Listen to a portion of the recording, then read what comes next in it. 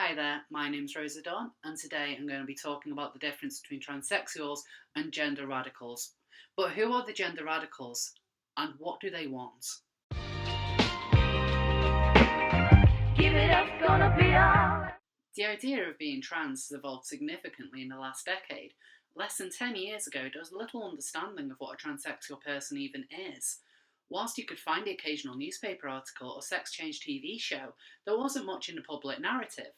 And very little of what was there discussed gender dysphoria, the condition that causes transsexual people to exist in the first place.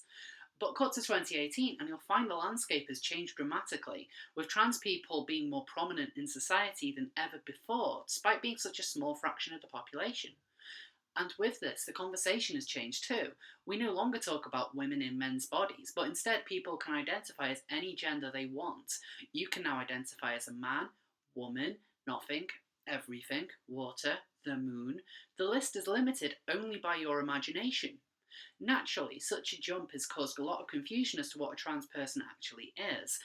LGBT groups such as Stonewall would have you believe there's little difference between a transsexual and someone who says they don't believe in a gender binary. But they also pretend there's no discussion to this, and anyone who questions the validity of someone who says they're trans is labelled a bigot. This is something I don't agree with, and it's a view not just shared by many cis people who are confused about the new genders, but lots of trans people find a new definition to be ridiculous as well. Before I go any further, I want to make it very clear what I'm talking about. I'm a transsexual, which means I have gender dysphoria and I transitioned legally, medically and socially to treat it. The other group you may have heard described as non-binary or insulted as transgenders. I'm not intending to insult anyone, so I'm going to use the phrase gender radicals to refer to those who believe the only requirement for being trans is self-declaring it, that you can be any gender or none, and do not need gender dysphoria at all. These are two radically different things. I completely understand that what I'm going to discuss will no doubt upset some out there, but if I need to consider your feelings, you also have to consider mine. And none of this can be feelings based. We need to see this rationally or else we'll never get anywhere. So what is my issue with gender radicals? And why am I drawing this distinction? As I mentioned earlier, gender radicals are redefining what it means to be a trans person, pushing different identities that have little to do with gender dysphoria into one label. But what's more frustrating, they're claiming to speak on my behalf and others like me. This has a real world impact and ultimately causes more damage to trans people than anything else happening today. I should also explain what I mean by transsexual, which is someone who has gender dysphoria. It's essentially a neurological mismatch between your body and mind. For example, your body could be biologically male, but your brain is wired in such a way that it sees the male aspects of your body as repulsive. It's this that causes the dysphoria, and currently, the only successful way to treat this condition is to transition. Gender radicals reject this definition. They would say that anyone can be trans. You just have to not identify with your birth gender in some shape or form. Gender radicals say you don't even have to have gender dysphoria. All it takes to be trans is to say you are, and that's it. I've had people describe their transition to me having simply had a haircut, or maybe they've told a few close friends that they want to use a new pronoun occasionally. They are barely distinguishable from who they were before they came out. Crucially, any changes they've made are reversible. They can grow their hair out, revert to a different fashion choice, or drop any name or pronoun changes they may have made. And some of these people don't even change their pronouns. I've lost count of the amount of alternative spaces I've been in where people introduce themselves as using she and they pronouns. Others use newly created pronouns that aren't even used widely inside the queer bubble, such as per, z, co, which are legitimately confusing for people like myself who might have no problem using they as a neutral pronoun. This has an alienating effect, intended or not. People who haven't even made any changes with their body, their name, their pronouns, can still call themselves trans and put themselves forward as spokespeople for the trans community. Emma, hi. You're neither male nor female, right? That's true. I identify as non-binary, which means that I'm neither male nor female, and correspondent to that, I use the they, them pronoun. For transsexuals, though, the transition looks quite a bit different. You spend thousands of pounds, huge amounts of energy, and put yourself through emotional, physical and psychological pain in order to change your appearance, because you cannot change your brain. This is a process that takes years.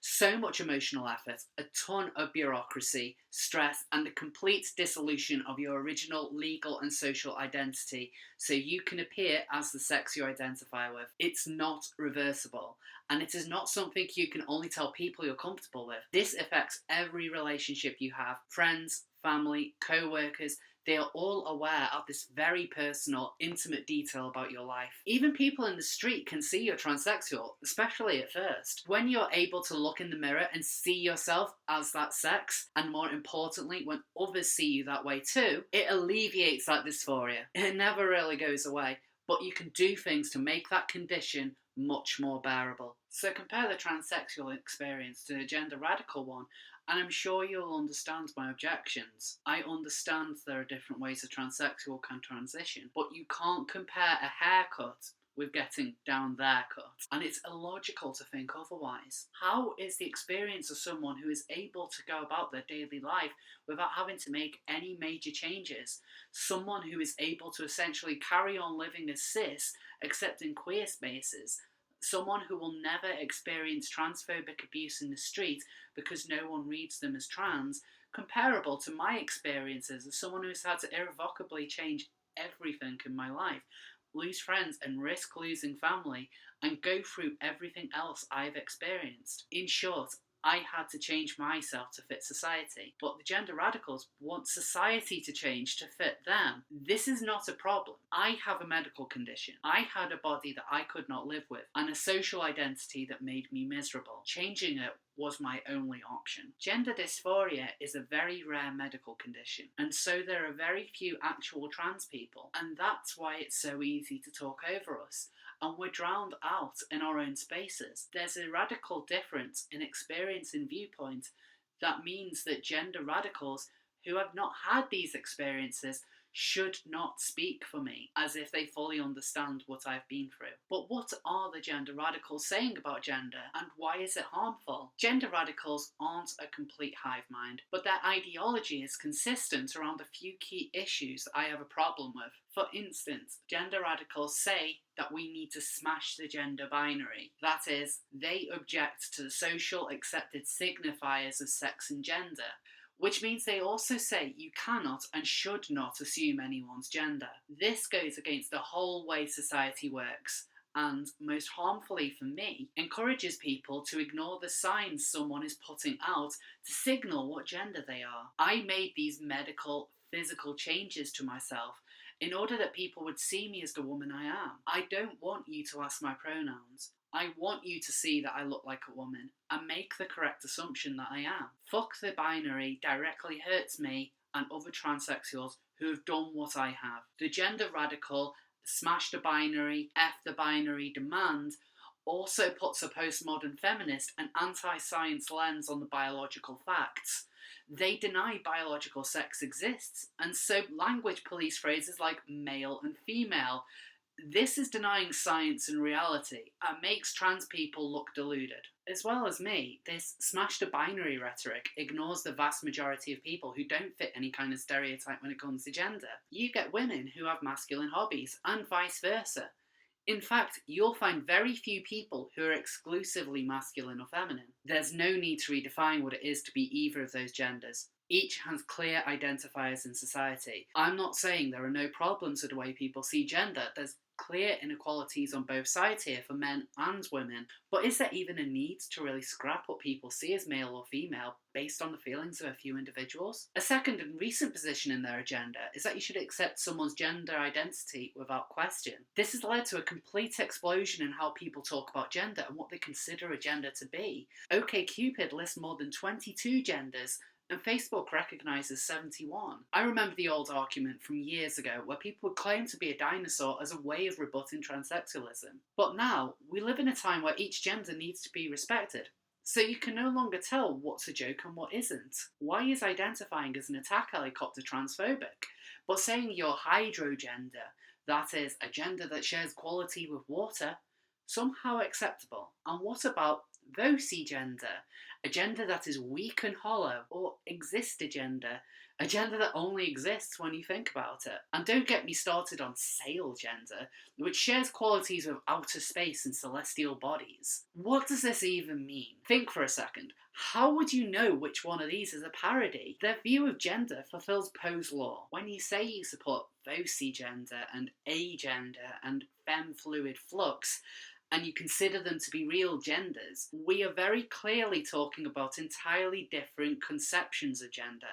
This alone is why you shouldn't and can't speak for me. You don't understand what gender is for transsexuals. I've been in countless discussions with people who've defended these genders as being genuine. So it's safe to say there's no line here. And in turn, it makes transsexuals into a joke. It's taken years for trans people to gain respect in society, which is sort of understandable as it's a very rare and strange condition to have. But this respect is being threatened by people who see transsexuals and the gender radicals as being the same thing. And gender radicals are working hard to make sure everyone thinks this is the case when they make a point about speaking for the trans community. And I need to stress that this is an ideology, because they're not talking about medical conditions, just the opposite in fact. With moves to change the Gender Recognition Act in the UK to remove any need for a professional diagnosis, and more LGBT organisations championing the narrative of self-identification. It takes away the very real diagnosis that brings us together in the first place. Gender radicals are fighting a massive anti-science campaign and they're denying biology. According to gender radicals, I was always a woman, purely because I say I am. I know this isn't true. I'm male, but I am a woman. That's why I had to transition. Gender radicals are fighting against the medical basis of transsexualism. And the main reason for this is because most of them would not meet this criteria. That's why they want to do away with medical safeguards and widen the trans umbrella as far as it can go. And I can't talk about the ideology without mentioning the elephant in the room. Modern trans communities espouse a left-wing rhetoric that stretches from socialist to anarcho-communist, and it alienates those of us who don't want to tear down capitalism, or may even lean to the right when it comes to their own personal beliefs. Trans people cover the whole political spectrum. Nikki Sinclair, Caitlyn Jenner and Blair White are all examples of right-wing trans people, but I've yet to see a gender radical be anything less than socialist. If you want a political movement, that's fine. But do it in your name and acknowledge the agenda you're promoting. Acknowledge that trans people are like any other group of people on the planet. We all have our own unique political outlook on the world, because the only thing we have in common is a medical condition. That's why it should ring alarm bells when someone says trans people think or trans people want. Trans people are individuals, not a hive mind. The only time you can accurately say what a whole group thinks is when that group has an ideology. Going forward, I want to see the gender radicals be honest about who they are. Truthfully, I don't care about what label they want to put on themselves, but I don't want them to use mine. And I want them to stop appropriating my experiences and claiming it's the same as theirs. There's nothing that brings us together here. And for those who see themselves as allies of trans people, or even those who are critical or unsure of what trans people really are, please differentiate between someone like me and someone who is hemigender or glimmergender, or anyone who says they don't fit a binary gender because they disagree with society. But what are your thoughts? Do you think trans people are separate to the radicals? Or should being trans include those who identify as whatever gender they wish? Please let me know in the comments. Once again, thank you so much for watching. Please be sure to like and subscribe, and I'll see you all next time.